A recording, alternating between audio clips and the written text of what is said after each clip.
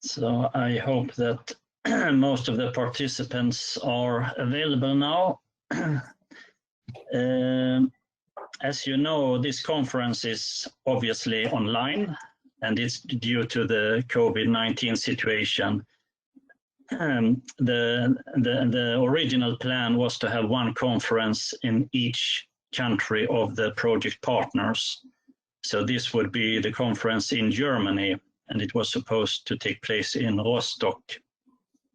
So we have tried to have a little bit of German emphasis in this conference. So there will be more presentations related to Germany later on. But now I have the pleasure, the great pleasure, to introduce Jane Hoffman from the Coastal Union, Germany. And she will talk about the Contra project. So please, Jane, the stage is yours. Thank you, Jürgen. Hello, everybody. Yes, my name's Jane Hoffman, and I work at the EUCC, the Coastal Union, Germany, and we're based in Rostock, in northern Germany. Today, well, for the next 10 minutes or so, I just would like to introduce the project Contra and the work that we're doing and some of the relevant aspects of our work for this conference today. So for those who are not familiar with Contra, Contra stands for Conversion of a Nuisance to a Resource and Asset. It's focused on the sustainable management of beach wrack within the Baltic Sea region. The project started in 2019 and will end in June next year in 2021. So it's a little bit of a shorter project in 2.5 years. It's an Interreg Baltic Sea region project with partners from Germany, Sweden, Denmark, Poland, Estonia, and Kaliningrad in Russia. As I said, it's a fairly large project. We've got 14 full partners involved, and our lead partner is the University of Rostock.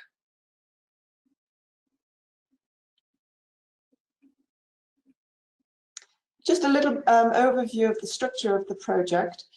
I won't go into too much detail about this, but just to say that we have 4 main areas that we're working on. The firstly is socioeconomics and a socioeconomic assessment of beach wrack. Secondly, an ecological assessment. Thirdly, looking at resource management, and also this includes a look at the legal framework and the framework surrounding beach wrack management. And also we're investigating the innovative technologies for beach wrack recycling. And each of these different areas will accumulate into a report for each, with the main output bringing it all together into a toolkit for beach wrack management, targeting local authorities and beach managers. For the next few minutes, though, I'd like to concentrate on the socioeconomic side of things and also the framework. Obviously, this is in line with what we are talking about today. So just as a quick overview, if you like, we're working at, Contra's working at 6 different case study sites spread out in the Baltic Sea region. You can see on the map here. And at each of these sites, not only are we testing and demonstrating different recycling and reuse options, but we're also, as I said, looking at the ecology, the socioeconomics, and resource management at each of these places too.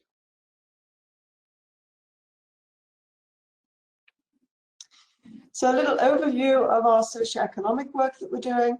This is a baseline study. One of our main interests is looking at stakeholder interests, the actions and engagement in the management of beach wrack and the process, and how these interests and actions influence management decisions.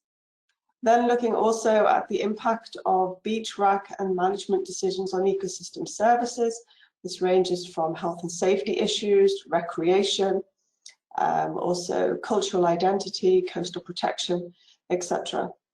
As part of our looking into the economic side of things, we want to know what kind of financial burden beach rack is putting on communities, particularly in touristic regions, and the cost factors that are involved in managing beach rack and different types of management options.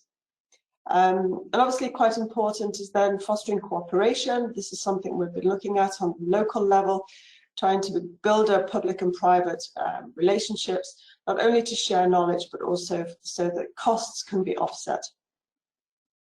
To do this, we've set up working groups in each partner country, and they're run by one of the national partners, the working group coordinators.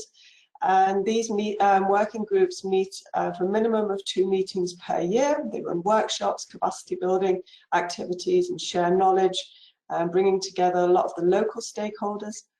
We've also conducted over 700 public interviews in 2019, which is quite an undertaking. And those interviews were conducted at each case study site. And we've also done a management questionnaire also in 2019.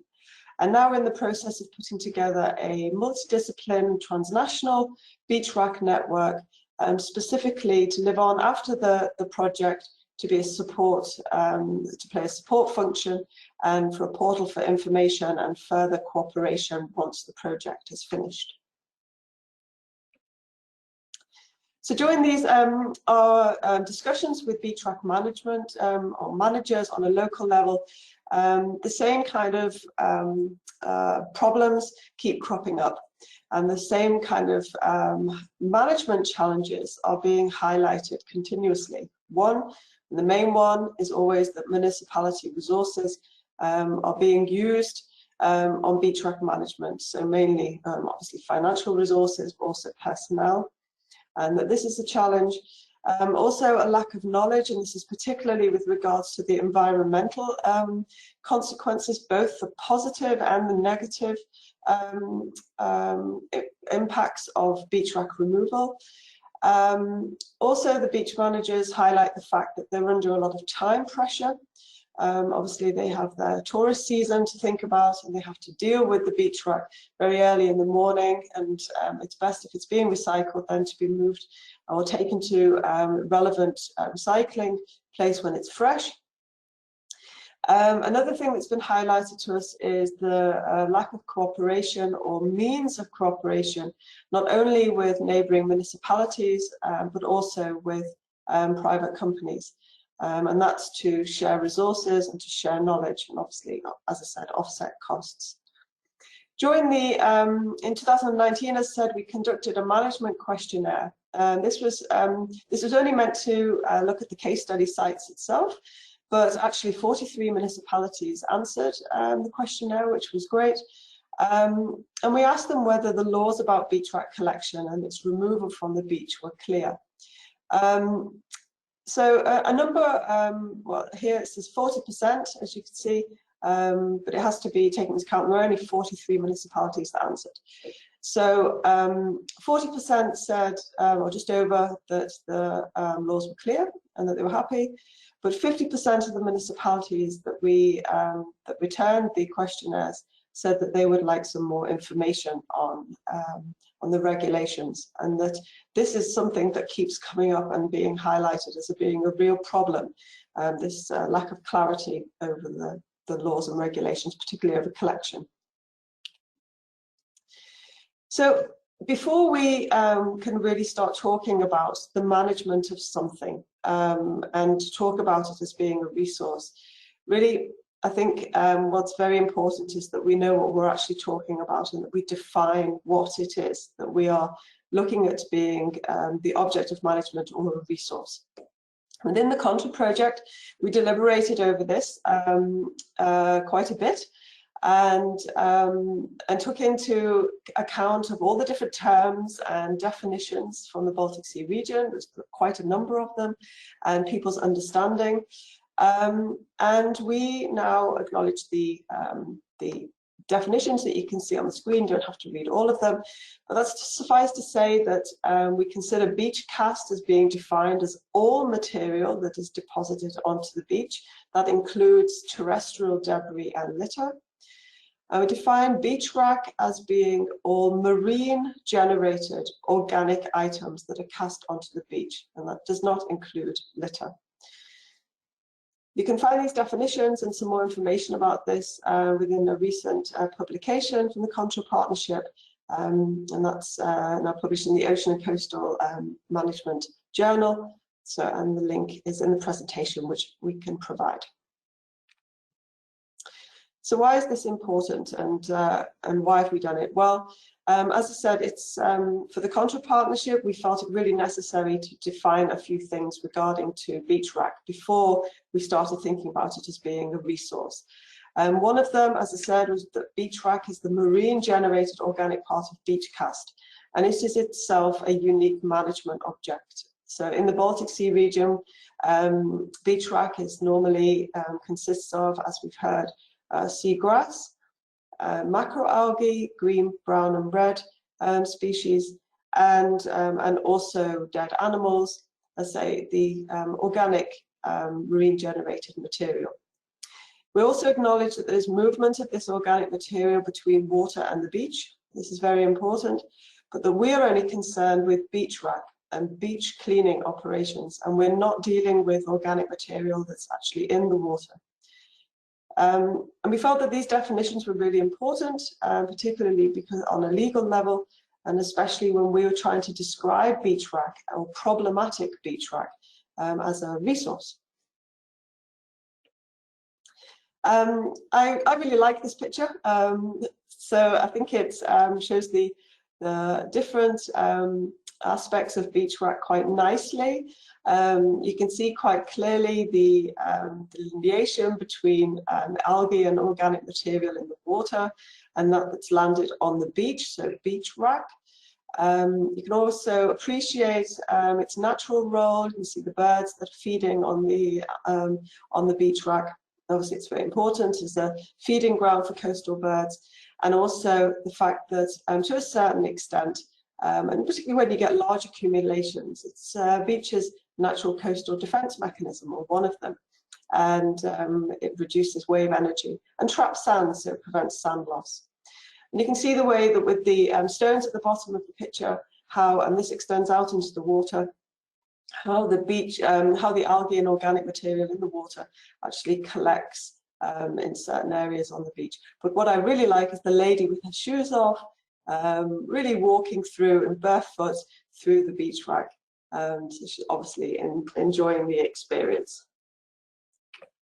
And that leads nicely onto some of the work that we've been doing, and that's on public opinion about beach wrack.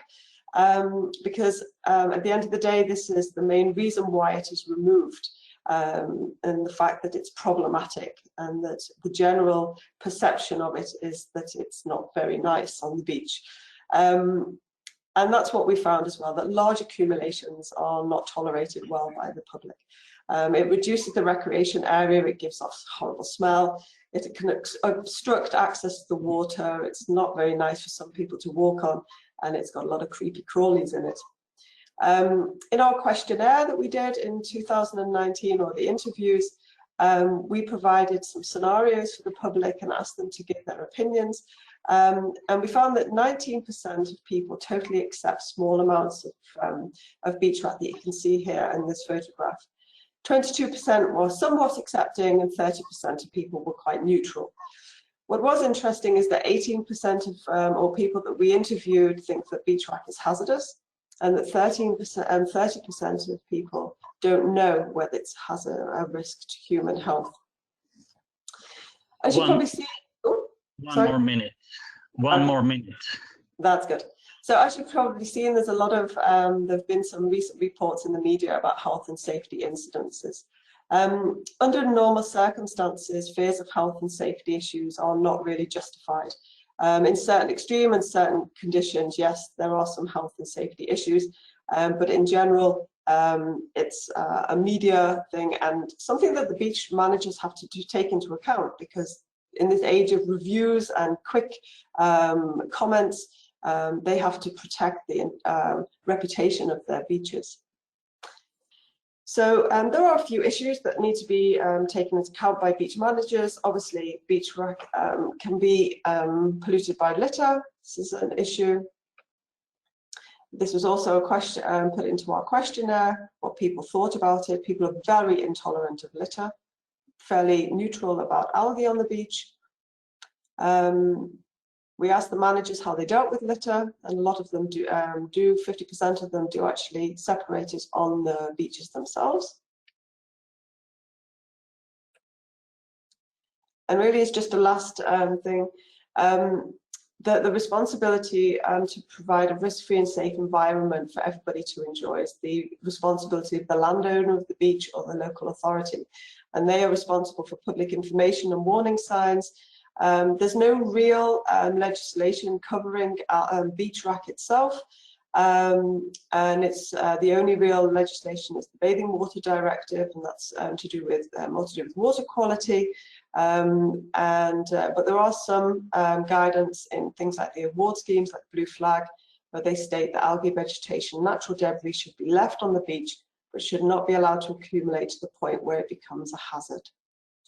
Okay, and for me, that's just a quick overview of the work that we've been doing within Contra, just some of the aspects.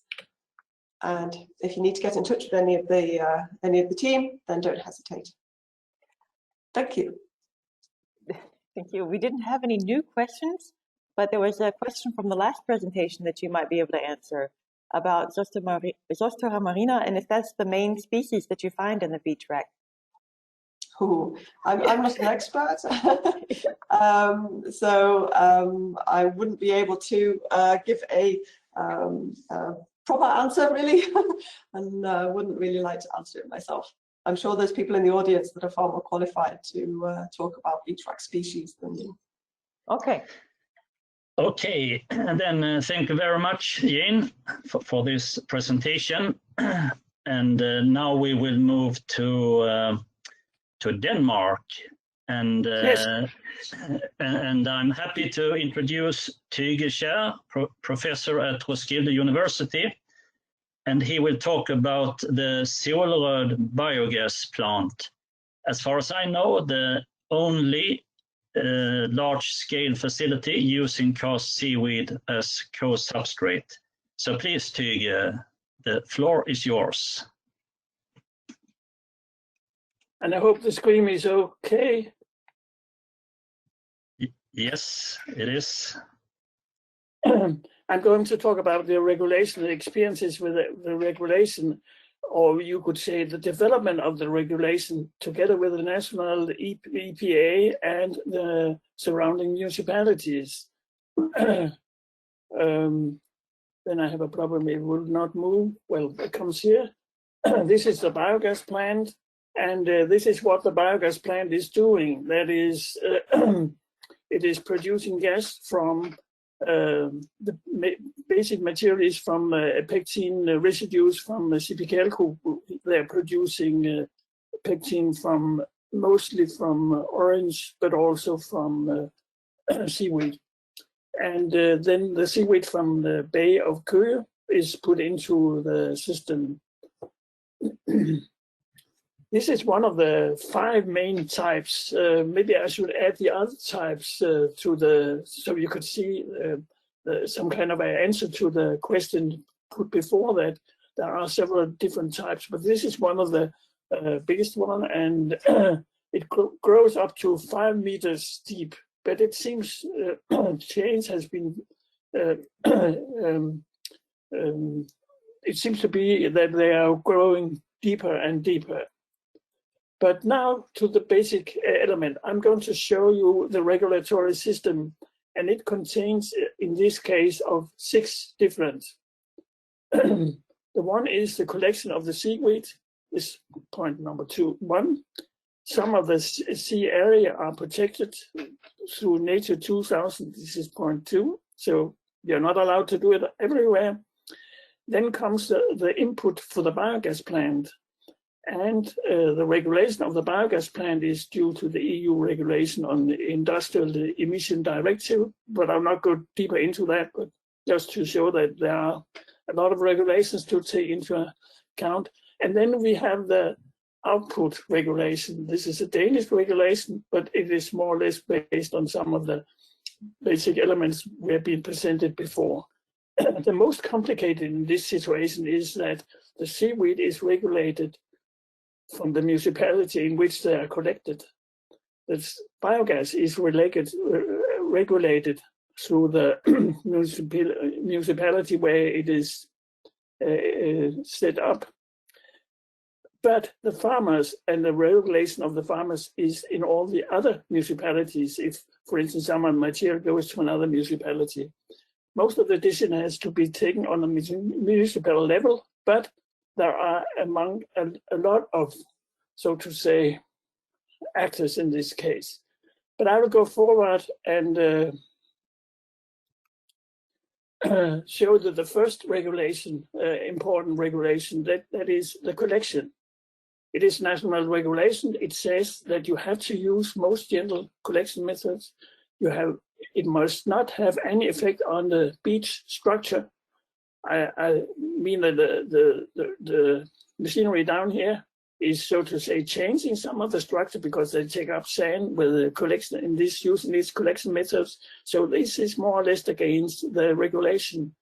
You must not regulate the terrain or the level of the sea. So you must not have any direct impact on the structure of the beach. And then there is a ban on removing too much sand and stone. And if you take away seaweed, you will always get sand, and it's not allowed to return this sand to the beach. So this is more or less the regulation we have to take into account, and it has some consequences for the collection and the collection methods. It has to be gentle, and I think the one we have done now is relatively gentle, even though it's a big truck or big machinery. This is just to explain the difficulties, and this is seaweed. Sometimes there comes a lot of seaweed to the Bay of Køge, sometimes it goes to Trelleborg, but it moves all from other places, from one to another places. I'll just move then to the protection thing. Here you see a picture of the protected area. It's Natura 2000 area. It's not allowed to collect seaweed up here in the sea area, so it is not included in our collection. And you could see the picture down here. Excuse me, just a moment. You could see the picture where it is situated, and you could see all the other places where the seaweed is not supposed to be collected according to the Natura 2000 regulation. Here you have our estimate of the amount of seaweed. It's 20,000 tons per year. And you could see that the Natura 2000 down here, and there's another one up here. But the most of the production of seaweed is in the upper part of the bay. And we only collect from a very short period area. But we think that it will be possible to collect at least 15,000 tons. This was the question of the Natura 2000 area. Now comes to the regulation, and it is the flow of the material goes like that, and it comes from the sea, goes to the biogas plant, and then to the farmers. But the whole regulation requirement is put in the other direction, that it starts with what is allowed to put on the field. And we have two systems. One system where the farmer, the biogas plant, all the farmers has to apply for a permission.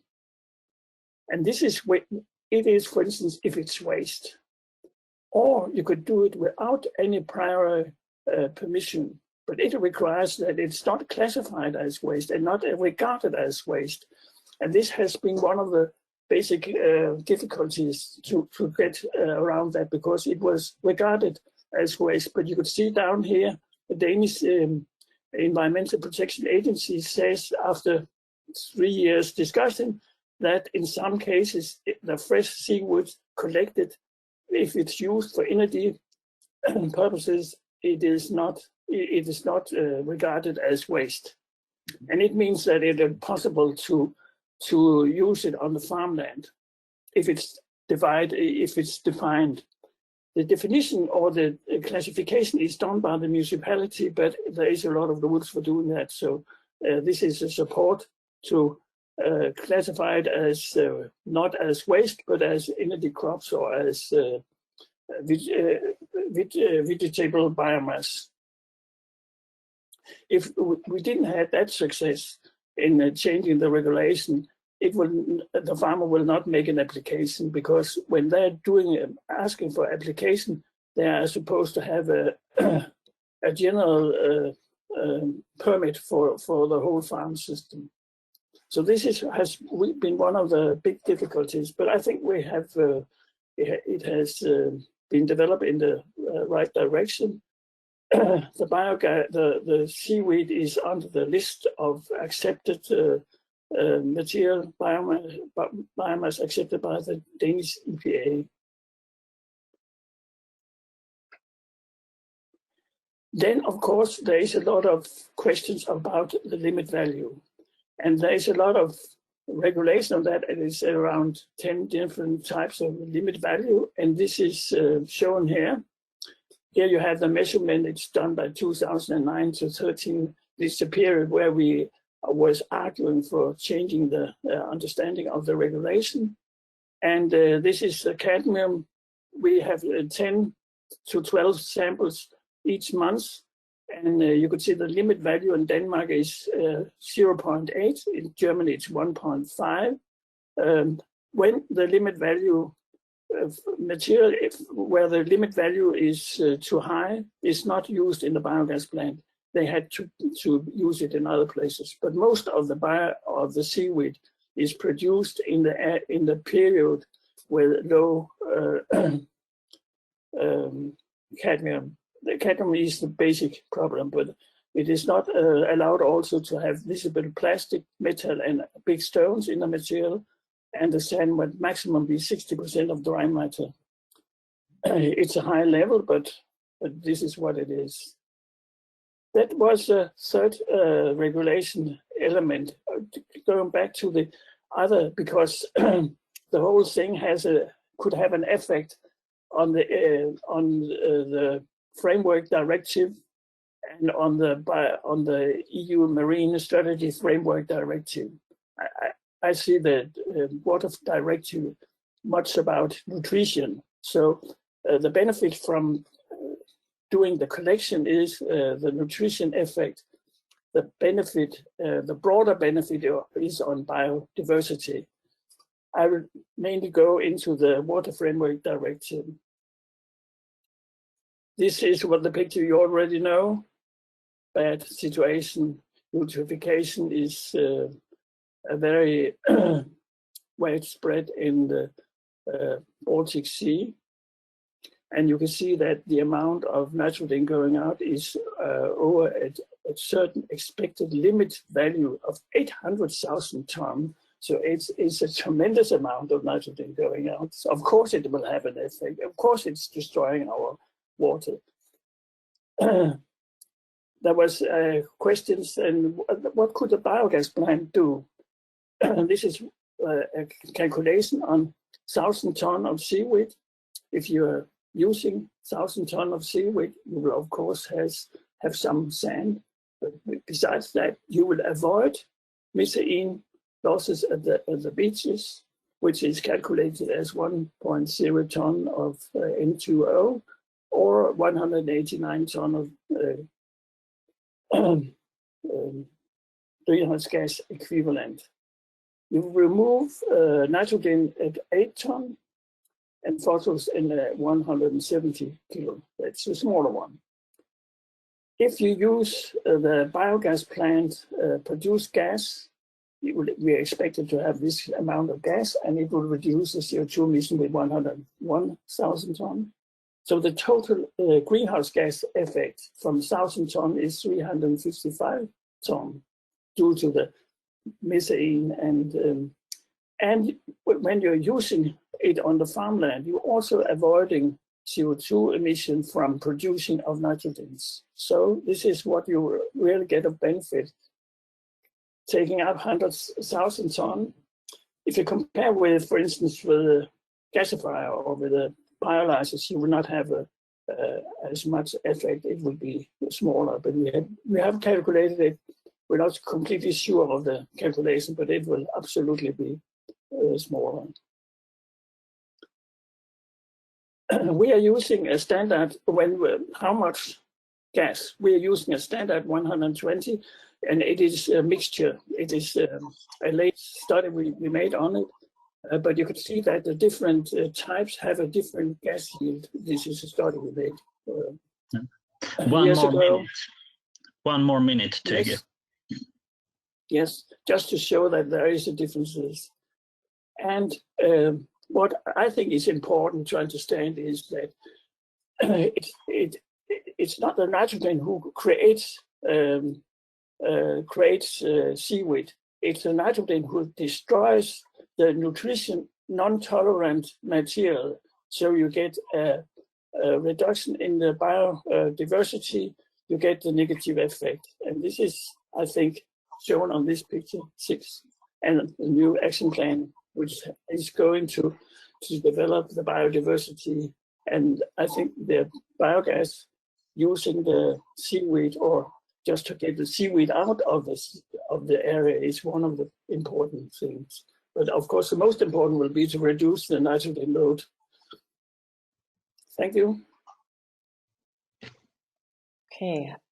Just real quick to the questions. We have one question about how much hydrogen sulfide is produced using seaweed. Do you have any values or any experience with seaweed and hydrogen sulfide production? In seaweed, in what? Hydrogen sulfide, H2S. Well, no. It is collected in the biogas plant. We don't have any figures on it. I think in that case, it's hard to measure because it's only something like 5% of the input, correct? Yeah. Yes. Okay, so I think that you probably don't really notice the hydrogen sulfide difference. No. Yeah. There will be there will not be any. Okay. And I had a question myself, real quick. The Solrød plant is a waste plant, correct? No, it's a biogas plant. No, I mean it's a waste. It has input from waste as well. It's food production waste. No, it's not. It's not waste in the sense that it's byproducts from different products. Okay, so you have another definition in Denmark, even. I think in Germany it would have been qualified as waste. Everything that I saw going in here, we would have to declare it as waste. And so you have a waste, byproducts, and okay. It is a different EU directives. Okay. It's not regarded as waste. Because if it's regarded as waste, you have to treat it in another way. But I know that the German regulation is not in complete line with the EU. Okay. All right. That's all for the questions right now. Thank you. Okay, so thank you very much, Tyge, for the presentation.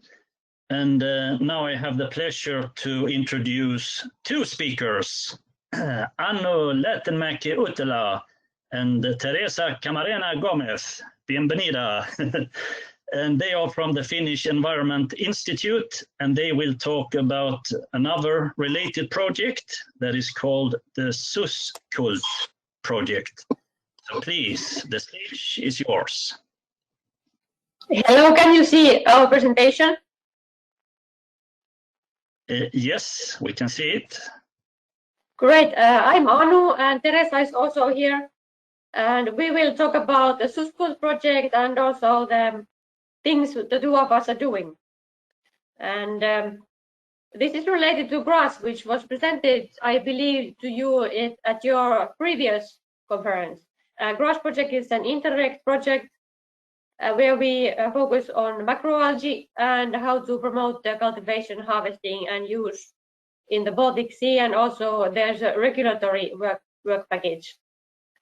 And the SUSKULT is the sister project of the GRASS project, where we do some studies on seaweed cultivation around the Nordic and Baltic countries, and also do the regulatory studies. And SUSCULT is funded by the Nordic Working Group for Oceans and Coastal Areas, and these two projects are now ongoing for the next year. Like GRAS ends in August, and SUSCULT is extended a whole year. And me and Teresa, I am a lawyer and she's a biologist, and we are studying how entrepreneurs and authorities see the challenges with cultivation licensing. So we compare the rules for licenses and the procedures in different countries and try to get the business perspective and the government authorities perspective to the issue. We have about 10 countries involved, like the topic of our study, Nordic countries and Baltic countries and Germany and Poland. Also Russia, we studied the European parts of Russia. So if you want to get a license for cultivating seaweed, then you need to have contacts to the national or sometimes regional authority. And we studied this regulatory process. In the SUSCULT project, we have extended the GRAS regulatory study to Norway, Denmark, and Iceland, and we have good colleagues there in each country who will help us find the companies and the authorities that we will study. Already today we mentioned the European rules. So even though the licensing procedure is national or regional, many of the countries share the same European Union water legal and environmental legal directives and regulations. And the maritime spatial planning is relevant for cultivation because the permitting is then based, like the local level, regional level permitting is based on this broader level spatial plan. For example, in Finland, we have four different plans for different sea areas. And many countries already have these plans completed. And then Water Framework Directive and Marine Strategy Framework Directive were already mentioned in the previous presentation. They related to the water quality, and seaweed cultivation often improves this water quality and can be used as a tool for reaching the goals of these directives. And they are not really hindrances for cultivation. And then alien species regulation is also relevant. The Habitats Directive is related to Natura area, already mentioned. Then environmental impact assessment may be required if there's a large-scale cultivation unit. And organic food is a separate regulatory category where the cultivation site must be even cleaner, and the process is specifically regulated compared to ordinary seaweed if we think of food use. And then we studied a bit of these different countries' perspectives. And in Finland, there's not yet cultivation. In Sweden, there is. In Denmark, quite many. Also in Faroe Islands. Norway has the most cultivation permits in the Nordic countries. And in Iceland, it's still not possible to cultivate because there's no law or no regulation on the topic. It's just being harvested, but there's interest in cultivation, and now a new act probably in the spring will come because local, regional, and national level politicians have been now gained interest in regulating the issue to allow it to promote business. And Germany and Sweden have both these roundtables where the business and scientists and regulators are trying to solve the issues of cultivation licensing, because it has been problematic. In Sweden, it was not like the normal procedure must be complied with same as for fish, and it took years, and also it takes still years, may take still years in Norway, even though they have a long experience. So this is a complicated thing and difficult to regulate. And our scientific perspective is why it's so difficult and how it's complicated for both business and the authority.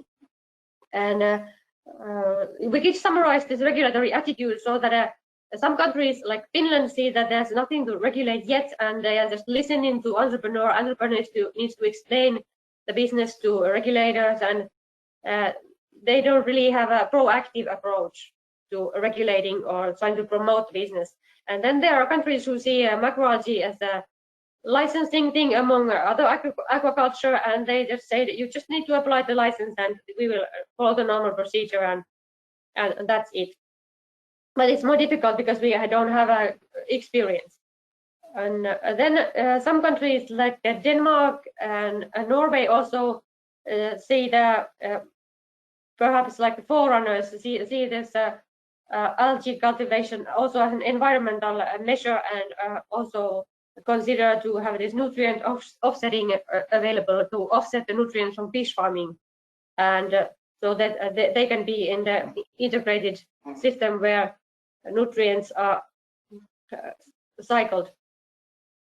So no country has a specific macroalgae cultivation laws, because the general environmental law applies to this cultivation, and water legal, space related issues, and general procedures for aquaculture licensing. But in France and Scotland there may be something more advanced. One would say that they have specifically given regulations and policy statements on this topic, which could be welcomed also in the Nordic and Baltic countries, so that we would have a clear list of which species you can cultivate, and a policy statement like promoting, giving a positive attitude from the government to the business. And then there is also a part related to this case study survey. Teresa, can you hear us? And let's see.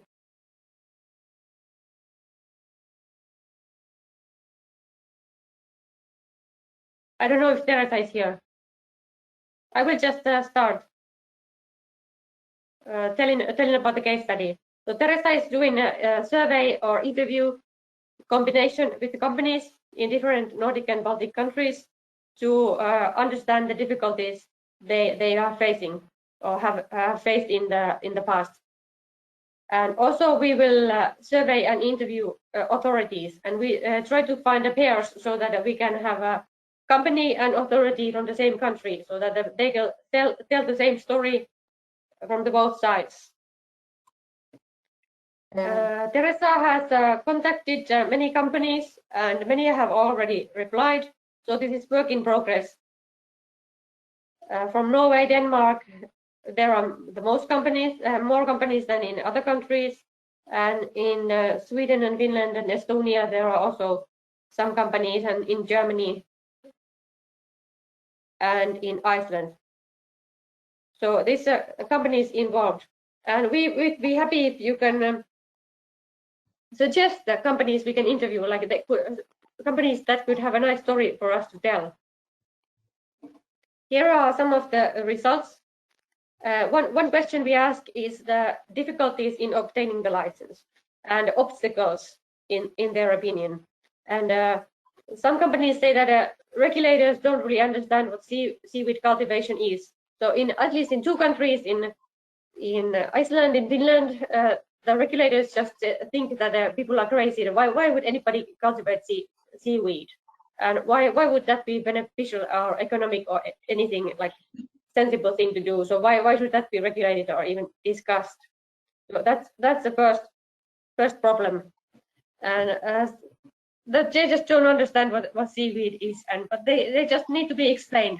The company needs to take a initiative and start this explaining the government and explaining the science and explaining the possible business possibilities, and then the governments become interested. And yeah, many companies complain the same thing, that it takes too much time and too many authorities and too little understanding of the topic and the field, because it's new to these people, and they know fish farming, that they don't know macroalgae farming. Some countries say that 4 to 5 years took the whole process of applying for permits. At least in Norway, some companies told us so.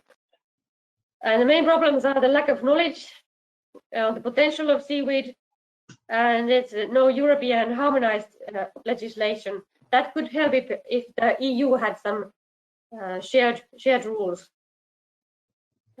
on the seaweed species and farming basic principles. And the main environmental impacts that possibly seaweed farming can have. One more minute. We need to have really understanding on how macroalgae cultivation is a separate thing, almost opposite thing from fish aquaculture. So that's the goal of also GRASS project and SUSKUT project, to help the governments learn from each other. And we are now writing a report on this legislation and also this article. And it would be great if you can suggest good authority stories, like, where in countries where this licensing has been smooth and effective, and like a good example for other countries to learn from. And if you know companies who want to tell their story to us, we're also grateful. So that's what we're doing with Teresa. Thank you. That's my presentation. Okay, I don't think we have any questions from Slido, but I do have a question myself. Do you think that, or what are the main selling points that you think are there for the harvesting? I mean, it's obviously there are many uses, like medical uses for the seaweed, but I think even the IPCC suggested it as a way of capturing carbon. But I mean, there's a lot of advantages. Which one is the main advantage that you think the governments and the people doing this need to know about? Yeah, I think the nutrient removal is, at least many people in Finland think that eutrophication is the main problem. So if it helps with that, and tourism is one, but I think even more important would be the high value molecules and these nutrient rich and like pharma ingredients for chemicals, for cosmetics and medicines. And if we can see the value of seaweed as like a biomass for many different industries, like medicine, food, feed, cosmetics, also biofuel, and like all the blue bioeconomy potential and sectors, then the governments will be interested to regulate. And then it wouldn't If we matter. talk both about business and the environment. Okay, thank you. Thank you very much, Anno and Teresa.